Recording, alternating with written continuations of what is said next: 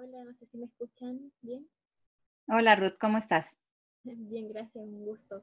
Bueno, la pregunta está referida a qué prácticas como docentes pueden ayudarnos a mitigar ideologías basadas en la discriminación por los usos del lenguaje y a valorar tradiciones lingüísticas diversas.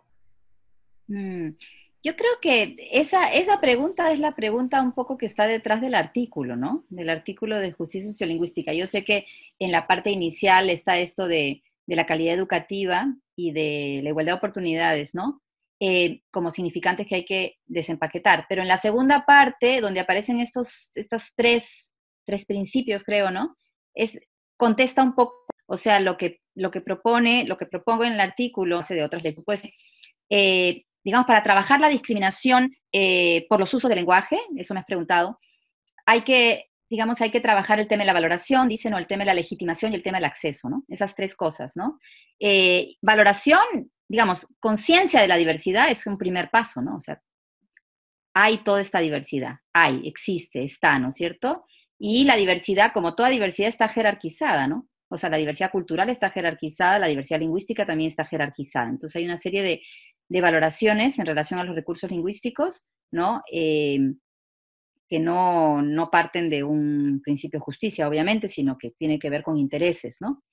Entonces yo creo que la valoración, pero no en términos de esta celebración de la diversidad, ¿no? Esta cosa más cosmética, ¿no? Celebratoria, que cansa tanto en estos tiempos, la verdad, ¿no?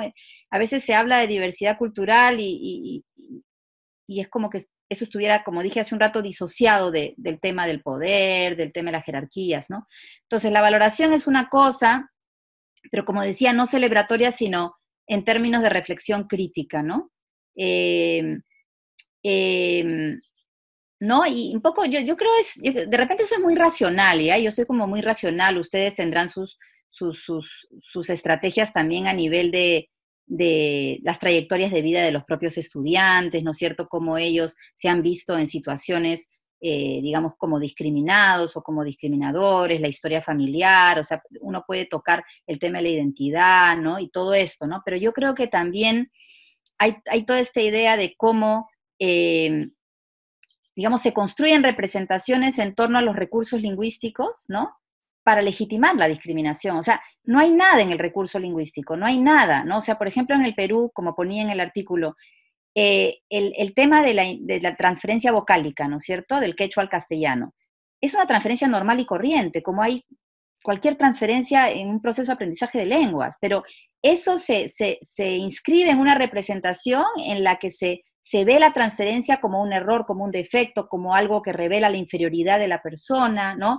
Entonces, en realidad lo que se hace es que se ideologiza ese recurso para legitimar la discriminación. Entonces, ¿cómo? Yo no sé cómo, porque ustedes están estudiando para ser profesores, pero ¿cómo discutes? Yo lo discuto en educación superior, pero la pregunta es ¿cómo discutes esto con niños en primaria, en secundaria?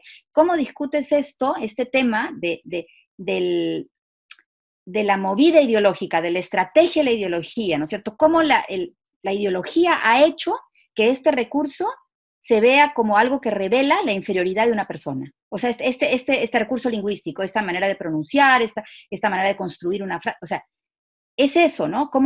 Digamos, cómo discutir con los estudiantes esto, ¿no?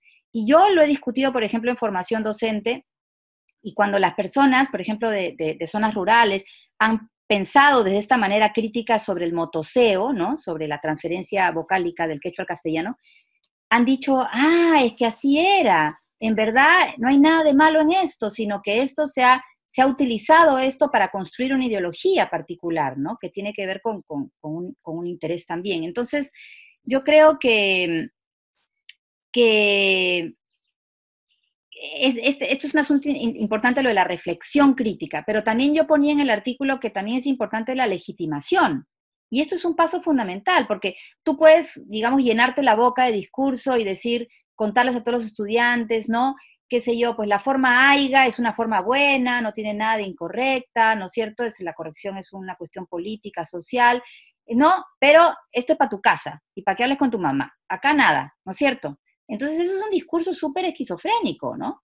Entonces yo creo que lo de legitimación tiene que ver también con, bueno, legitimemos un repertorio diverso, incluso en el aula. ¿no? Incluso en el aula, ¿no? Porque si vamos a decir, bueno, para el aula el estándar, para fuera del aula con tus amigos, pues anda, habla lo que quieras, pero entonces eso es como medio cínico, ¿no? O sea, no lo veo bien. O sea, la idea es que si vas a valorar, vas a reflexionar sobre esto, entonces también actúa, digamos, para transformar. Eso es lo de la legitimación, actuar para transformar, ¿no? Y lo del acceso es fundamental, ¿no? Porque lo del acceso tiene que ver con enseñar bien estos géneros de poder, enseñar bien y enseñar críticamente, ¿no? Porque enseñar bien no significa que los estudiantes se adapten a una normativa y punto, ¿no? Sino que los estudiantes entiendan, ¿no? Yo creo que eso también genera liberación en uno, ¿no? O sea, que entiendan que la forma de poder, el género de poder es un género construido socialmente también, ¿no? Entonces, este acceso a los géneros de poder también tienen que ir con una, digamos, con una perspectiva crítica, es lo que yo diría, ¿no? Ahora, ¿cómo se hace eso pedagógicamente? Eso hay que dar el salto a eso, ¿no? Eh, en fin, ¿no? Yo creo que también lo de la discriminación lingüística, eso es un punto que me parece importante. La discriminación lingüística no se puede trabajar solamente como un asunto individual, como un asunto de buena voluntad, un asunto de empatía, un asunto de que hay que ser buenas gentes, ¿no es cierto? Con digamos, un compañero que habla de una forma no estándar o tiene este dejo, que es un dejo estigmatizado, hay que ser buena gente. No, o sea, la discriminación lingüística es una forma de discriminación social, es un tipo de racismo, es racismo. Y el racismo no se soluciona con buenas intenciones y con buena voluntad y con ser buena gente. Podemos ser buena gente, sí, ¿no? Pero podemos reproducir el racismo igual. Entonces, si el racismo es parte de una estructura social que reproduce la desigualdad, es eso, ¿no? Entonces, yo creo que eso en secundaria me parece fundamental, o sea, hay que trabajar de esa manera en la secundaria, ¿no? Y como ponía en el artículo también, algo que me parece importante.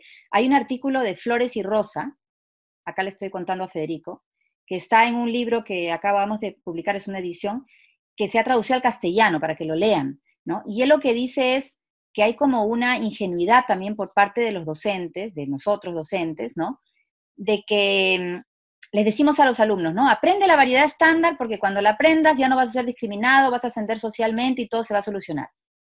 Y el asunto es que no, ¿no? Porque digamos, o sea, por supuesto que es importante aprenderlo, ¿no? Pero, o aprenderla, ¿no? La variedad estándar. Pero la idea es que el interlocutor puede seguir viéndote, ¿no es cierto? De cierta manera, para seguir discriminándote, más allá de si hablas o no la variedad estándar, porque te puede seguir viendo, digamos, como, no sé, pues, como inferior en términos del fenotipo, como inferior en términos de la clase social, o sea, todo se junta, el lenguaje está junto, digamos, se conecta con todo, ¿no? No puede decirse que el que escucha solamente escucha tu forma de hablar. El que te escucha hablar, pero también te escucha caminar de cierta forma, moverte de cierta forma, vestirte de cierta forma, ¿no es cierto? También ve tu color de piel, o sea, es todo eso, ¿no? Entonces, creo que eso complejiza un poco el asunto de la discriminación lingüística. Sí, y un poco también, un último punto, ¿no? Un último punto, ¿no? Es esta conciencia que debemos tener todos de que no todos los estudiantes ingresan al sistema escolar desde el mismo punto de partida, ¿no? O sea, en términos de lenguaje, digo, todo esto es en términos de lenguaje, ¿no? Entonces, el lenguaje imparte un tipo, no el lenguaje, la educación, el sistema educativo imparte un tipo de lenguaje, favorece un tipo de lenguaje, ¿no es cierto? Eso lo sabemos, es un tipo, no es el lenguaje. Y la idea es que no todos los estudiantes vienen habiendo sido socializados con ese tipo de lenguaje, ¿no? Entonces, el punto es que tenemos que ser conscientes de que algunos ingresan con digamos, con un lenguaje cercano al escolar y otros con un lenguaje que está lejos del escolar. Entonces, eso que puede parecer tan obvio o no sé, tan simple, no es simple, ¿no? Porque a veces vemos a todos los estudiantes como que iguales, como que, ¿no? Como que han sido socializados lingüísticamente hablando de la misma manera, y no es así, ¿no? Entonces hay este asunto de nivelarlos, entre comillas, ¿no? Vamos a nivelarlos algunos que empiezan, digamos, digamos, empiezan en un lugar que está muy lejano al lenguaje escolar, ¿no?